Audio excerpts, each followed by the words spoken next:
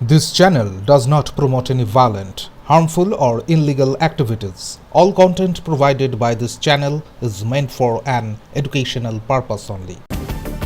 দুবরাজপুরে গরু পাচারের চেষ্টায় ধৃত এক, উদ্ধার 17টি গরু। বীরভূম জেলার দুবরাজপুরে গরু পাচারের আগেই পুলিশের হাতে ধরা পড়ল একজন পাচারকারী। 15ই মে বিকেল 4:25 নাগাদ গোপন সূত্রে খবর পেয়ে ডিএসপি ডিইবি স্বপন কুমার চক্রবর্তী হাতিমডাঙ্গা এলাকায় অভিযান চালান।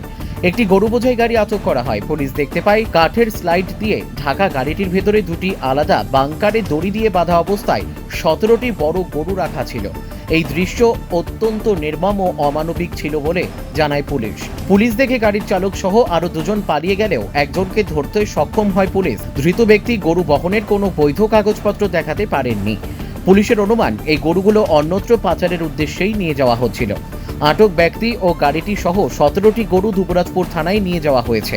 থানার ওসিকে বিষয়টি জানিয়ে অভিযুক্তদের বিরুদ্ধে আইনি পদক্ষেপ নেওয়া হয়েছে বলে পুলিশ সূত্রে খবর।